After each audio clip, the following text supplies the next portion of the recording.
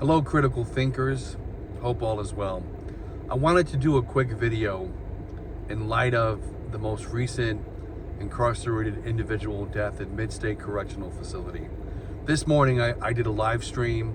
I covered it. I read two articles. One was from the New York Times and the other was from The Freelance by J.B. Nicholas. Now, it seems like we are forever going to be in this cycle of individuals being beaten, being murdered.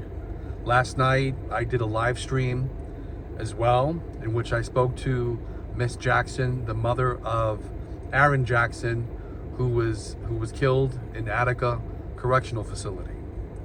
His death happened on December 28th. Robert Brooks died December 9th. And the latest death at Mid-State Correctional occurred this past weekend. The cycle just continues to continue and continue and continuing and continue. And when are we going to break this cycle? When are we going to have real reforms and changes in the New York State dock system? Now, a few things need to happen. I've been screaming to the high heavens about district attorneys and the corruption in various DA offices. District attorneys have to be held responsible for prosecuting these individuals who beat and murder those who are incarcerated. There has to be pressure put on these individuals. There has to be the public outcry. There has to be the public presence at their offices to let them know this needs to be prosecuted and individuals need to be held accountable. And we can't be playing patty cake when we have, people get arrested, indicted, and the DA offers $50,000 bail for second-degree murder. That's really laughable. It almost feels better as if you don't arrest that person and don't indict them, because it seems like you're just putting on a show and it's not authentic. I have been watching a show called 1923. I'm watching the second season now. And during the first season, you had various horrible things happen, people dying. And back in those days, when people wanted justice, they would assemble a posse. And the posse would be in front of the sheriff's office and they would make an attempt to grab the individual and inflict their own level of justice. We don't want that, per se. We want justice, but we want the pressure of that. And so what you'll find is you'll see posses coming up in front of the sheriff, and then the sheriff is forced to make an arrest, and justice has to be served because the people are demanding justice, and if they don't get it, they take the law into their own hands. We don't want a situation where people begin taking the law into their own hands because they don't have faith in the systems that are in place to handle this.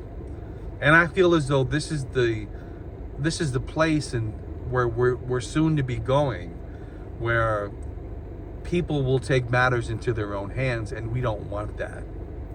We want justice to be served. We want people that are beating individuals and murdering them to be arrested, to be prosecuted, not 2 months later, not 3 months later, but immediately.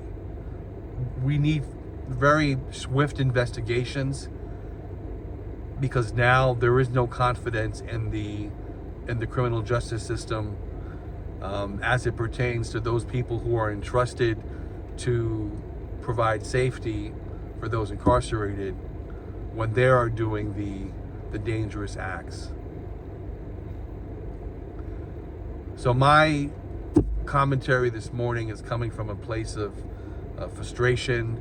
It's coming from a place of wanting to see real change. There was a comment someone made in the comments section saying that there needs to be a third party that's auditing, that's conducting investigations, because docs obviously cannot be entrusted to investigate themselves. They can't be.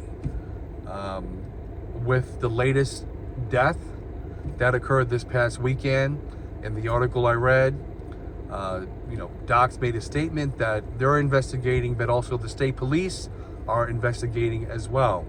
And I think a lot of people don't have faith in the state police. We also have to push these district attorneys to arrest these individuals swiftly.